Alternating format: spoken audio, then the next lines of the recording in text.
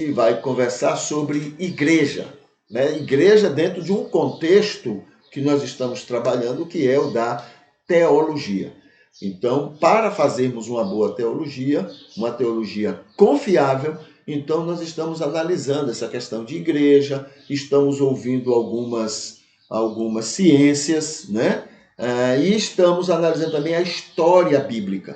Então, tudo isso a gente está juntando as informações para que a gente possa ter em mente o fazer adequadamente a o que podemos chamar de teologia. Não essa teologia dogmatizada que tem aí, ou seja, uma teologia que existe para apenas ruminar o que já está posto, o que já foi dito, o que as pessoas aí acreditam, fica ruminando aquilo, não sai daquilo, entendeu? Então essa não é uma teologia sadia. A teologia sadia é aquela questionadora, é aquela que quer ir ao fundo, ela quer conhecer a verdade, ela não tem medo da verdade.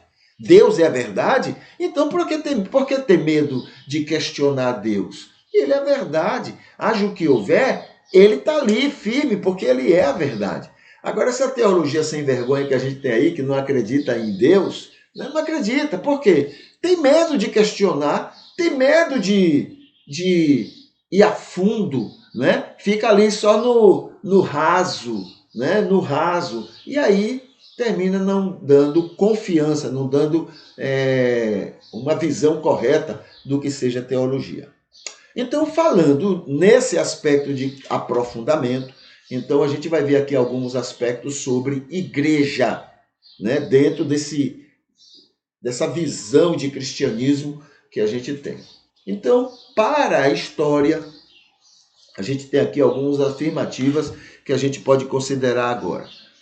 Inicialmente, a organização das comunidades locais é centrada principalmente nos presbíteros ou anciãos e nos diáconos, a serviço da caridade, a serviço da atenção, né, aos que precisam. Então, os diáconos, eles atuam, né? Nós temos trabalhado esse aspecto, lembrando dos líderes espirituais. Há os que são líderes espirituais responsáveis pelo alimento espiritual, e tem o líder espiritual que é responsável pelo alimento existencial. Aí entram os diáconos, tá bom? São esses que estão preocupados, interessados no cuidado, né, das pessoas, o cuidado material, o cuidado alimentar, o cuidado do bem-estar daquelas pessoas. Posteriormente, desenvolveu-se a liderança dos bispos distintamente dos presbíteros, né? Realmente, esses termos são os que são usados originalmente. Bispo, presbítero, inicialmente... Bom, bispo, presbítero, ancião, né? São nomes que davam títulos, né, aos pastores, aos que lideravam aquela igreja. Depois de algum tempo, então eles vão colocando uma hierarquia aí. Então tem o bispo, tem o presbítero, entendeu? Esses diferenciam na liderança, porque tem o bispo, que é aquele que está é o principal na liderança, mas ele, por causa das várias atividades da igreja, ele também tem os presbíteros que vão ajudar no trabalho da liderança espiritual daquele grupo. Os contornos das várias funções dos bispos, presbíteros e diáconos são difíceis de determinar com precisão e muitos usam alguns desses termos de forma sobreposta ou intercambiável. É como ele disse que, analisando, digamos, as informações históricas sobre igreja, tem igreja, apesar que a ideia é essa, o bispo, o presbítero e o diácono, tá? Essa é a hierarquia. Mas em algumas igrejas mudavam. Primeiro era o presbítero, depois era o bispo, o diácono, e assim iam, né? E variava digamos, diante do entendimento de cada igreja. Em 325 depois de Cristo, no primeiro concílio de Niceia, isso aqui, 325, é aquele primeiro concílio que foi convocado por Constantino, né? Claro que Constantino estava de olho na política, ele queria usar a igreja como, né, força política para ele, mas como a igreja tinha muitas divergências, né, muita coisa, muita gente pensando diferente, então ele convoca as lideranças, ele mesmo convoca um Zé Ninguém, nem cristão era aquela praga. Praga no bom sentido, porque é uma pessoa amada também de Deus, né? Foi amado de Deus. Mas era um joio, né? Metido a cristão lá para dizer que era cristão, porque ele queria os benefícios, né, da proteção religiosa. Então, ele convocou as lideranças para poder se ajustarem nas diferenças, para poder manter o controle. Então, todo mundo pensando igual ficaria mais fácil para ele. Essa era a ideia, né? O bicho era o cão no bom sentido também.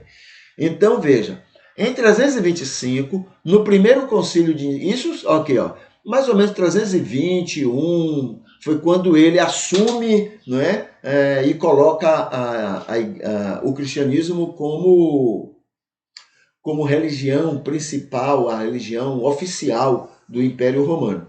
4 anos depois, ele vê todas essas divergências, sendo informado, não é, sobre essas várias divergências pelo mundo todo, então ele convoca, né, essas lideranças divergentes para que sentassem e criassem uma... Né, essa ideia que muitos têm, essa é uma ideia carnal, viu? Essa ideia é uma ideia de joio, né? Todo mundo tem que pensar igual. Todo mundo tem que pensar da mesma forma. Não pode haver divergência. Não. O desenvolvimento está na diversidade. Agora, tem que haver, sim, respeito. Então, eu penso de um jeito, o outro pensa do outro, eu respeito o pensamento do outro.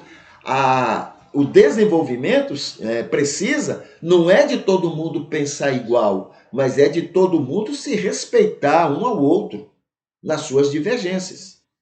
Entendeu? Mas aí, né, a ideia para poder manter o controle, ele entendia que devia todo mundo pensar igual. Então vamos botar um concílio e todo mundo vai discutir e chegar a uma conclusão, mas tem que ser aquela conclusão que todo mundo vai pensar igual. Né? Coisa mesmo do que acha que pode controlar o pensamento dos outros. É um ditador. Né? Então foi isso que ele fez. Lá em 325, no primeiro concílio, uma estrutura hierárquica aparece com um bispo à frente e de uma província que tem presbíteros, que são sacerdotes ou pastores, e diáconos, não é, tomando conta das várias, né, igrejas. A Igreja Católica até hoje usa esse princípio. O bispo, ele toma conta de uma área onde tem várias igrejas que são lideradas pelos padres, né, que seriam, naquela época, os presbíteros. Tá bom? Termos distintivos de igreja. Não, termos distintivos da igreja. Existe uma terminologia tradicionalmente usada por todos os ramos principais do cristianismo para descrever e distinguir a Igreja de Cristo no seu sentido mais elementar, sem, contudo, especificar um grupo ou um ramo cristão em detrimento dos outros.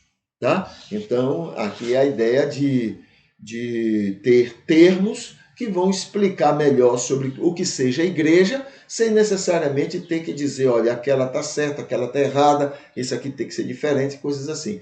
São termos que vão explicar, no geral, o que é a igreja de Jesus Cristo. A gente vai ver isso nas próximas conversas que vamos ter sobre igreja.